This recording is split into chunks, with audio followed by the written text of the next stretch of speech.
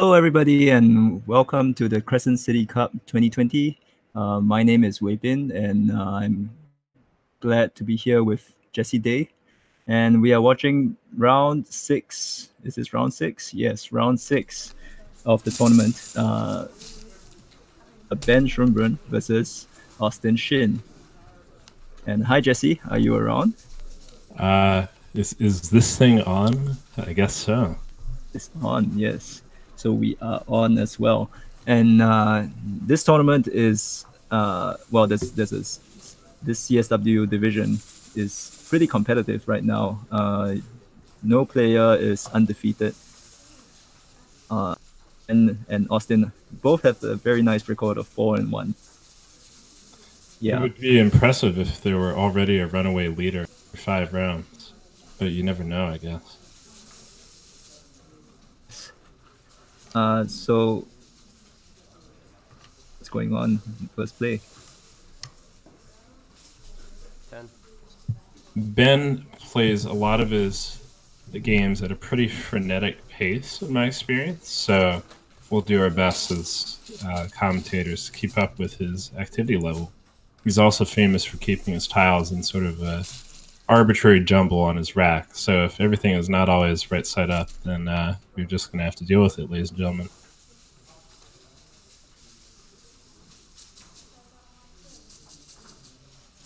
And has a rack with 6 vowels and an S. He's probably going to change, do an exchange now. It's possible. My experience is that you don't want to exchange here if you have any reasonable play, but I guess nothing scored. I don't agree with that exchange at all. Ooh, AES. That is a very Val-heavy exchange leave. I would tend to avoid that if I could, but we'll see if it works out for Austin here. Well, it seems like Ben has drawn a Hemero. Ooh. Oh, this I is had to going to check be a that to make test. sure, but I would have played that myself. Well, what one would you, thing. what would you have done in that situation for Austin? It's like play something like OI or. I'll probably keep ES in the exchange. Not a huge error. Okay. So something about a hem roll here. Ben is talking to Austin about something very interesting. But something to keep in mind is that Ben is not a full-time Collins player. He's a really, really strong TWL player and pretty good on Collins, but he does not regularly play CSW, and I don't know how fresh his study knowledge is, so there could be a chance that he doesn't spot a hem roll here. The Collins word? It is. I guess this is one of my advantages as an announcer. For those of you who don't know, I used to play TWL before switching to the World Dictionary, so I can sympathize with Ben's plight here.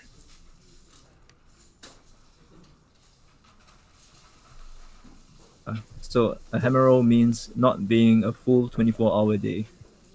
So well, hemero is not a word, but well, that was a chance for Ben to go up pretty big, and I guess selfishly, as viewers of this game, this is going to keep things a little tighter for now, which isn't the worst thing in the world. Here it looks like Austin has a simple chance to balance by underlapping A and Ba, and maybe something like Via there would keep a pretty palatable DEIS sleeve. Or he could even do VA under that, although you want to keep that E if you can. I think VIA is quite a standout play, I think. What Ben has done is to kind of close up board with the AE 2-letter. 24. Wow. Bit. Austin loves these vowels. Oh, he's going to rethink it. I don't see him do that very often. I've probably played about... He's in VIA. Yeah. Okay. I was going to say I've played both of these gentlemen probably about 30 times a piece at least, and so you get a feel for people's rhythm. That was a very uncharacteristic pullback from Austin, I feel. Interesting. It's But nice good that decision. Yeah, it's true. For I was just background, looking. go ahead. Sorry. You go ahead. Well, I was just going to say for background, for those of you who are not acquainted with these great players, Austin is an adopted local favorite. He's been in New Orleans for a year or two now, moved from the UK, kind of a fairy tale story of meeting a loved one through Scrabble. So he's really the hometown favorite. And Ben is from the New Jersey area and is one of the strongest young players, well, in America and by extension the world. So we got another great matchup here. So Ben has just opened the line for Shruti, which I think Austin spots very, very quickly. Wow, Austin pounced on that one. There was about a 1 second gap between that E emerging into space and Austin queuing it up, and he's going to waste no time. Playing Rely there is not an error, I think, for Ben. But sometimes, things like that happen. Yeah, Rely was a strong play, I think. 23 points. Keeping the queue is not ideal, but yeah, it just happens sometimes. You have to do it for the points, yeah. Got to do it for the gram. Sorry, I'll abstain from such remarks in future. Say that internationally they have played 3 times, and Austin's actually come ahead. He's actually won all 3 encounters, but that Ben can't come back and can't win this one. Ben had quite a good run of CSW tournaments recently, from what I recall. I do not know which tournaments exactly, but that's my impression. He had a fabulous run in Goa, one of the 2 world championships. Oh, sorry, it's not a world championship. The WESPA championship, the World English Scrabble Players Association championship. I came in 15th. Yeah, but he was there right until the very end. It was sort of his breakout tournament on the world scene. So excited to see more from him on that stage coming up. And Austin has been the U.S. national champion, has been to the semifinals of Worlds last year, I believe. And so I know I keep repeating myself, but these are two of the best young players in the world, without a doubt.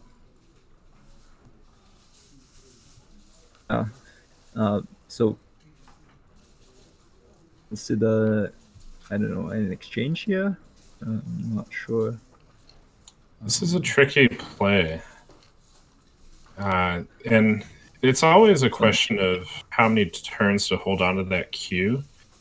There's not a lot of places, not a lot of spots where that queue can go on subsequent turns, and I would be tempted just to ditch it now and exchange.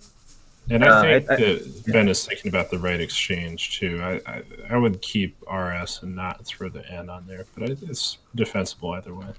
I think exchange is right in this situation where you have,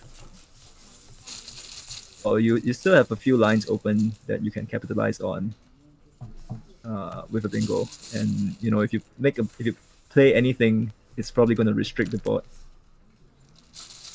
Don't really want since you're behind. 11.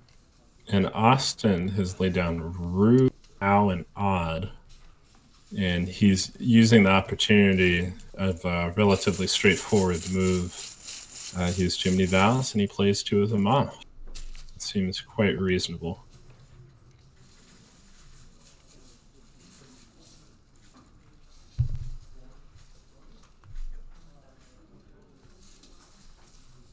It looks like we're going to see Ben come back into the game here a little bit. I think there might be a bingo or two on that rack. That is a potent R sign stem combo. If you've studied more than a few days of bingos in Scrabble, then you know how to find some bingos in that rack. And if you haven't, I strongly encourage you to, because yeah, if you're listening to this and you're slightly confused and appalled by our little world, then yeah, it's common to learn all the 7-letter words in these 1-point letter racks, like R sign, AEINRS, and then just learn whatever letters you can throw into that mix and still have a bingo. That's a classic starting strategy. High dividends if you're looking to beat your grandmother your next holiday game with your folks. Tips there. Renails goes down. Spend about 20-something points ahead. And so we've got pretty much a wide open contest here. It doesn't look like Austin has an immediate riposte, but he has some plays that are going to leave him in pretty good shape to bingo in the not so distant future. So the board is still quite open. So we're probably going to see goes. Yeah, I would be eyeing the front hooks for Rod. So Broad is acceptable, and if Austin just drops Boy, B-O-I, and Broad, I think that's pretty much a dream play. Scores nicely, sets up a good row for bingos at the top of the board, and that is what he's going to do. It's always great when you can kill 2 birds with 1 stone. It's a bit of an odd metaphor when you think more about that phrase, but definitely winning in multiple ways with that move.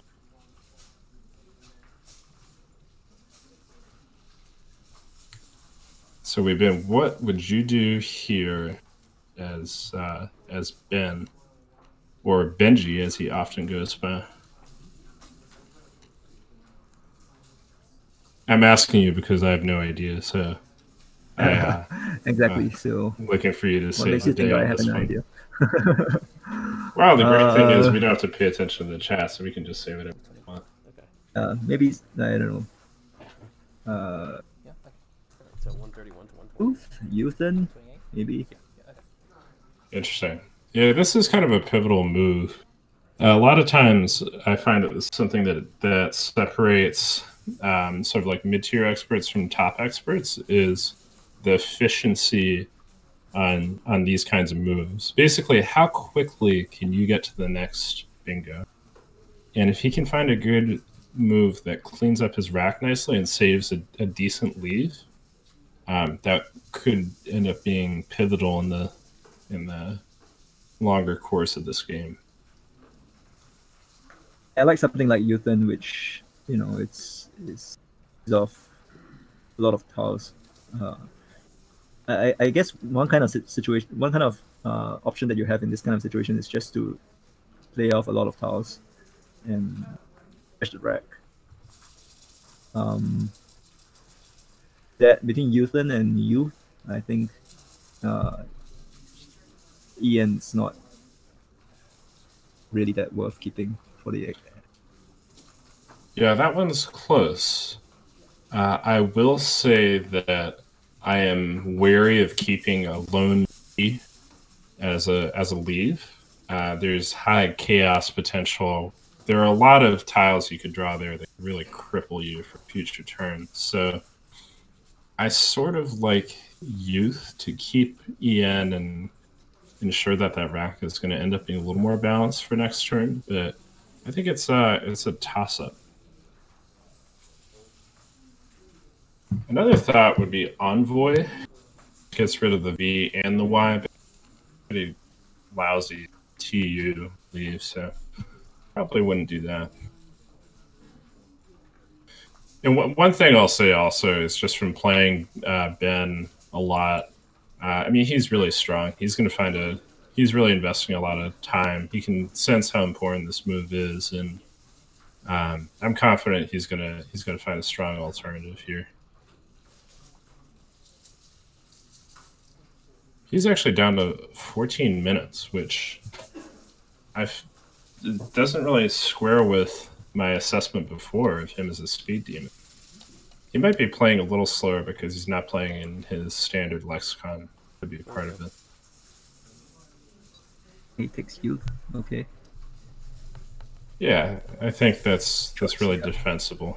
I think our friend Quackle would evaluate youth and youth quite similarly. 72. And Austin, as he's shown, wasting no time getting those bingos down. Scoring never stops, which is a branded Nike slogan that we have to pay Nike for every time we utter, but is also a sort of Austin's personal slogan. So Austin takes a 53-point lead, but go away soon with Ben's pick of the Z. Yeah, Ben is going to score some points, I think. Off the top of my head. Unless he phones. Yeah, Zendo. Ah, Zendo. 70. What is a Zendo? Zendo is Kendo with Zen. That's beautiful. I think we're going to run with that.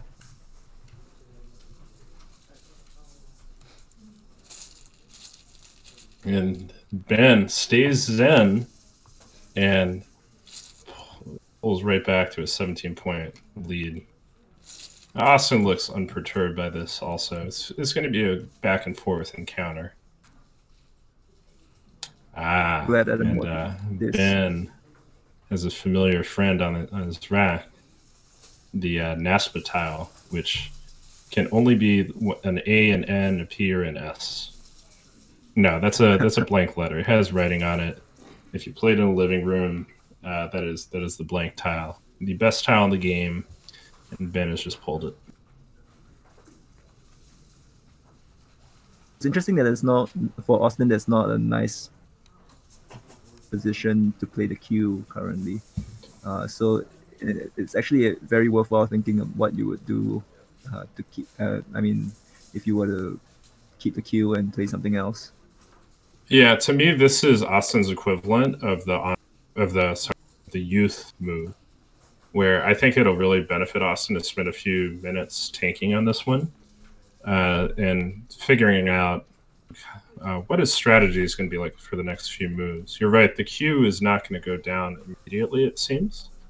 And so he needs to make a move that also makes some kind of a plan in the process for how he's going to handle the Q and getting it off his rack, because otherwise it's just going to cripple him and prevent him from bingoing. So this is a good spot for setup plays, for instance, if there are any, and so that always takes some extra time to think through.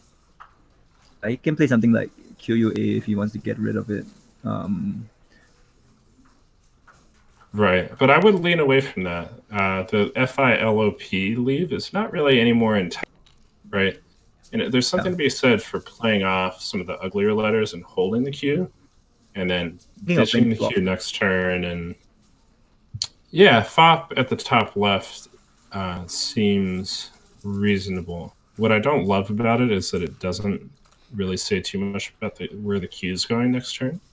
But it's a lot of points and probably just worth it for that. I see flop up there. This flop flops. PFUI.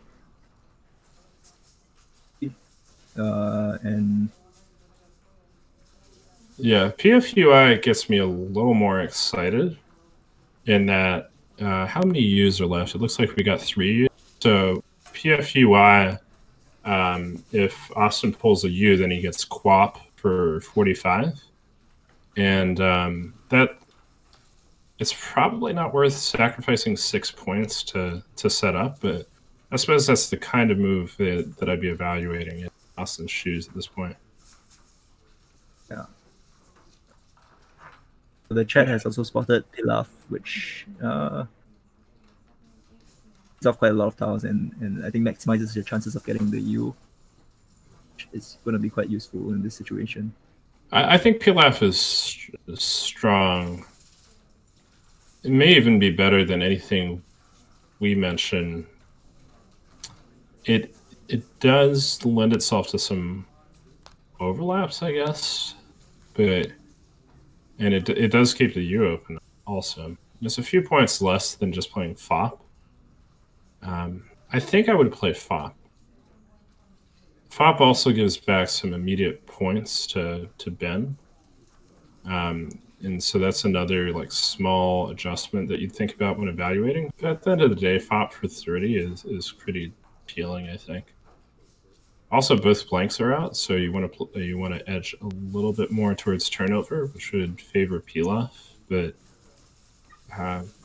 on the whole, I think I'd be satisfied with any of the moves we've been talking about. Poof is also being considered right now through the. Right, Poof would just be 6 less than FOP. It would save the possibility of Quip to the P. So that's also strong. And Poof it is. Very interesting. So Austin must have judged that FOP gave back too many cheap points. Because Poof is essentially a 6-point investment. Look at Austin's face. He's sort of... You can just tell that he's kind of happy with that move. It's basically like a 6-point investment into his future. Both the quit possibility, better defense. Interesting move. 24. Wow, that was a quick one from Ben. I guess he had a lot of time on Austin's clock to figure out what he wanted to do. That is not a lovely set of tiles, I gotta say.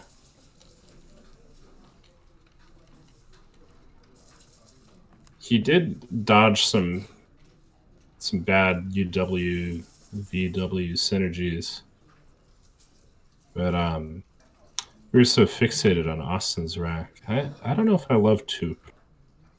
I can't really say what would have been much better, but maybe a Weeps and EW? Keeping UV blank, though, that's also quite bad. EEUV blank might actually be better than UV blank. Is the sort of the germ of something decent. Again, it's sort of like the V is kind of a black hole where if you don't surround it with happy letters, it risks really just bringing you into the past the event horizon and into the abyss, to continue the unnecessary metaphor. I mean, he had the classic terrible WUV that rack, so probably he has to keep something that's... I mean, it's very hard to play off all of them at the same time. Probably For sure. One or two of them. He could have played Wave. 20. Wave. Oh, wow. Oh, what a play. Austin turning up the that's class. Amazing. It's what that I haven't seen on the board yet. I've never seen that played. Beauty. That's great that he had the presence of mind to find that. And he's rewarded pretty quickly. Oh, so this is 2 bingos. Yeah, this is another time when Ben's TWL preference is going to hurt, because Virtue, VERTUE, is only in CSW. So Virtues and Capiques would go down for a lot of points, but he may only see Vester with S. Stay tuned.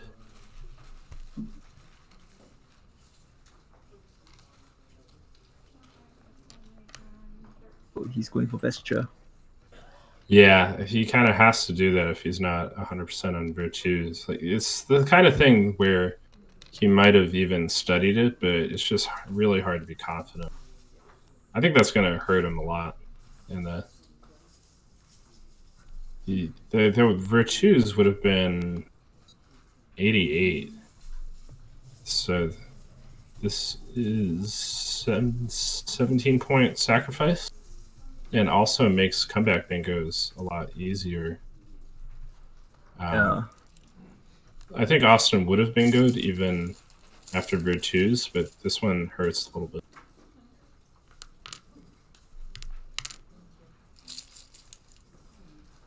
Yeah, the chat asks if Austin would have had a bingo after virtues in Cupcakes, and yes, he would have had Salor from the S. Yeah, so he would have bingoed, but Salor would have been an extremely weak bingo. Maybe there's something a little bit better than that, but yeah, this is a big turning point in the game. Vesture also takes back hooks of an S. Right. And it's probably lining up Corella. Right, that's a nice move. There's a really good job of not giving too much back. Bingoing on that lane, you'd expect to get back a lot of counterplay, but Corella would be really defensive, and it also scores a bunch. Also, yeah, that's going to be 78 for Austin. Austin's actually down 67 points, I guess, after that Vesture bingo. So this is going to be anyone's game.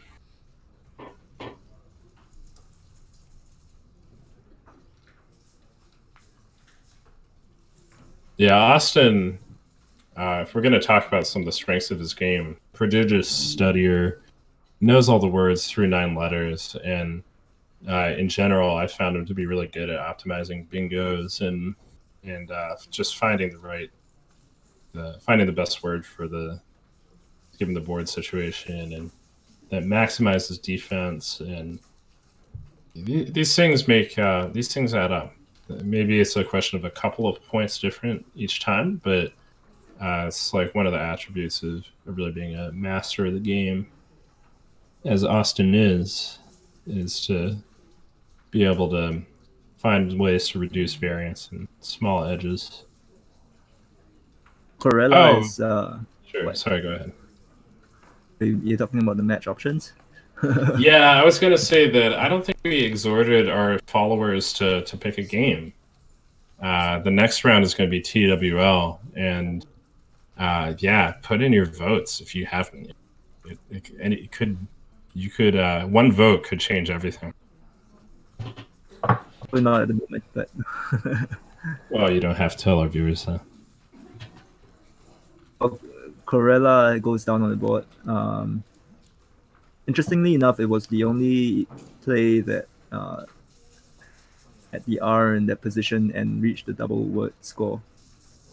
And you notice Ben is thinking about whether to give the 5. Corella is also CSW. So Austin spotted that really quickly. The only was that much. Yeah, I thought that. Right, I thought that Austin spent a very appropriate amount of time on that move. I think they're both a little lower on time. No, they're about the right spot. They're 15 tiles on scene. Yeah, I think they've been good about using time when necessary, and yeah, this should be an interesting end of the game here, where they both have enough time to make great plays. So the anagram of Corella is Ocellar. Hook of the cellar. Which means... Okay, I'll stop doing that. Really, every time I say something like that, you should take that to just come up with fantastical definitions. I would have, but... You already did that, so...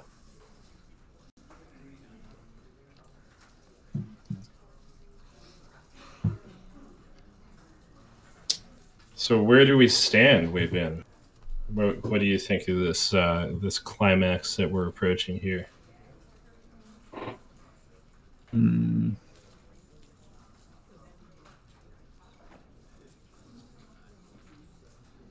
I mean, it's neck and neck. Which of these two players would you rather be, given our omniscience? I guess it's really hard to tell at the moment, right? I mean,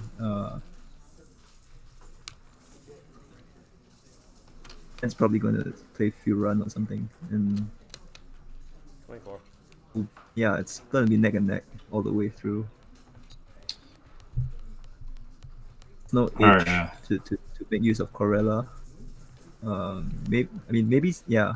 Oh wait, but does have a bingo, doesn't he? Oh, bingo time! Yeah, He I had just saw that. the S. He had that lined up right away. 66. Oh. And it's gonna be hard for Ben. Yeah, it changes it from a toss-up to wow. There are not a lot of lanes on this board. This is going to be a major challenge for Ben. It's going to be an exercise in trying to eke out a 5% win chance and having to work very hard to do so. It's tough. I guess it's tough luck. 91. I guess it's interesting because Ben probably would not have expected a straight up bingo from the S Right. when he played few run.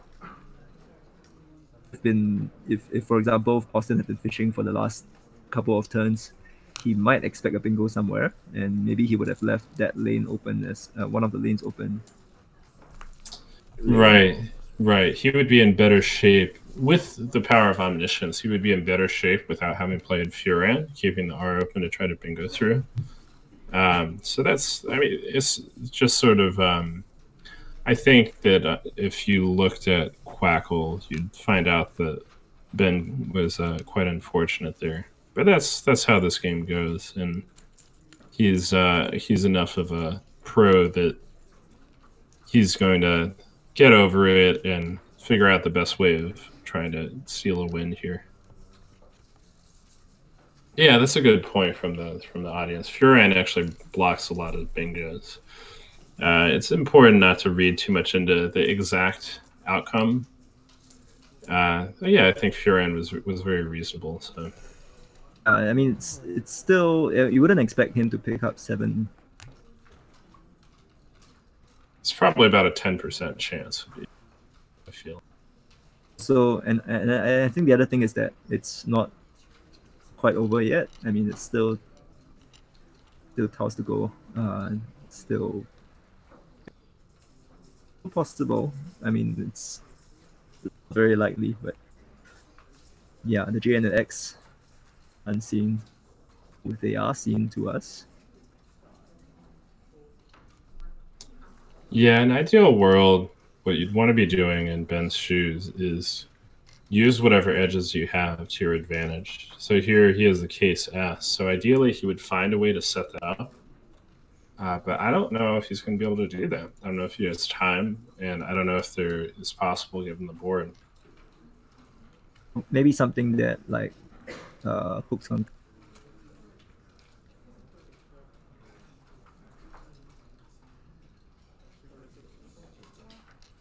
Yeah, it's also important to realize that Ben could have Ben doesn't see the J or the X, so a totally reasonable thing for him here would be to make some kind of a play that sets up a big J or X hotspot and then try to draw into it.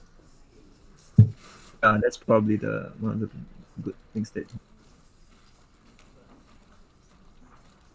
the J, X, and N is Jinx. Oh, he's playing.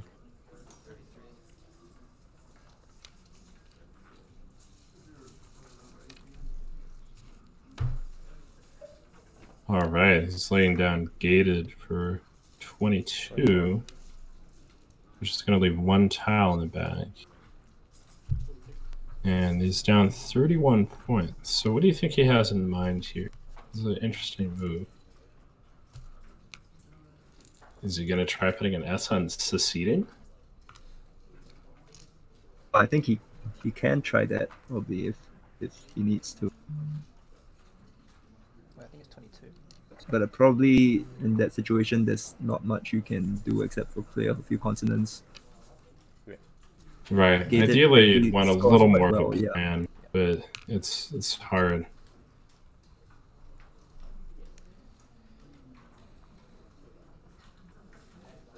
What about from Austin's perspective here? He's looking at the pool, so there's an M unseen.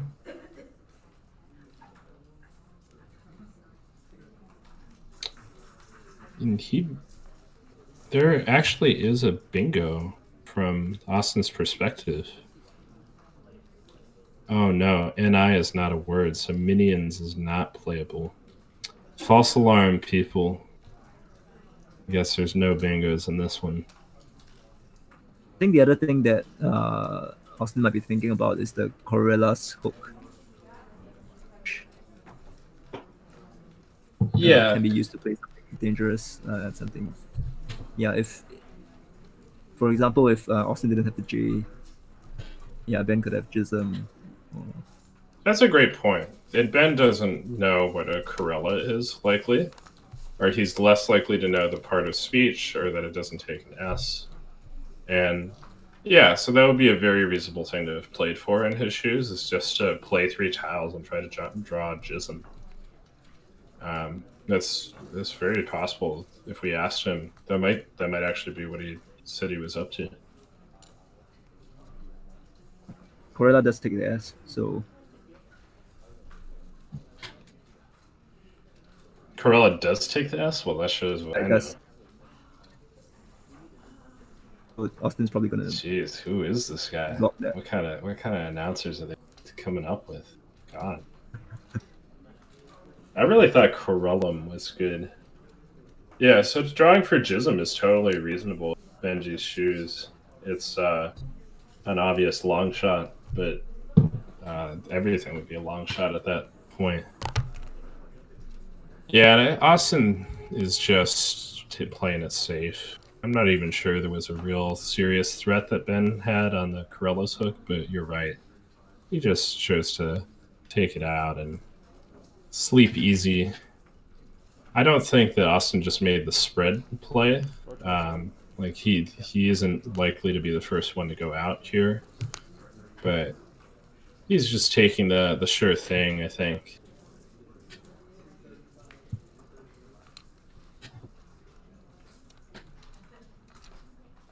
Ah, thank you, Corellum. Yes, I'm sure that's what I was thinking of. Thank you, Alec. That one myself. Yeah. Yeah, something I like about Ben as a player is that you'll notice right now that he's kind of unperturbed by the outcome of the game. You know, sometimes you see some players, I mean, it's fine to be emotional, but there are some players who tend to, where you can just see the ups and downs expressed more on their face. And I tend to see it as a good sign when players can deal with misfortune and just kind of accept it. And I think that's one of Ben's strengths as a player.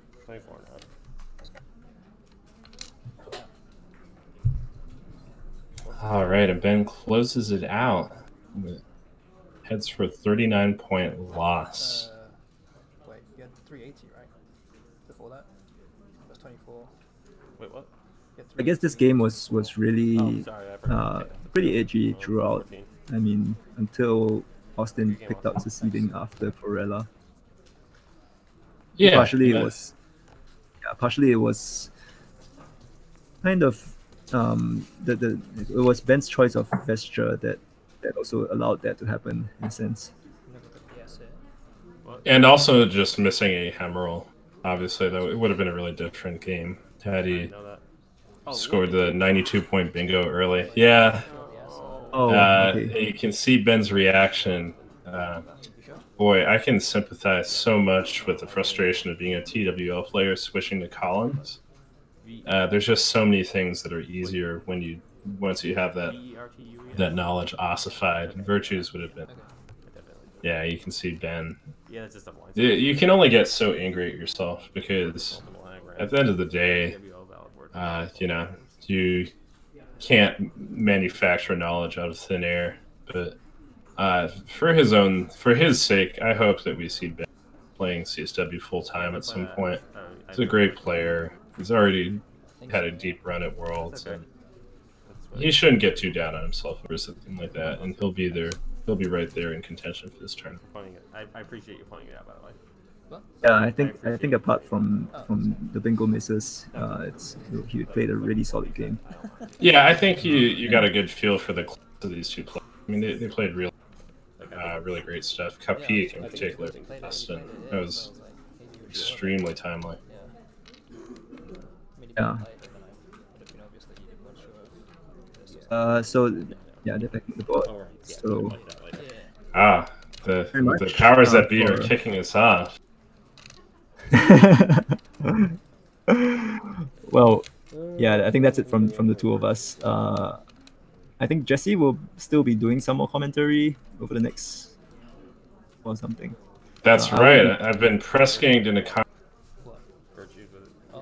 9 through 12, which would be 10 a.m. local time, 11 to 3 in my time zone of New York City. So look forward to seeing you all then. Yeah, and I'll be back as well around the same time tomorrow. Other Great. as well.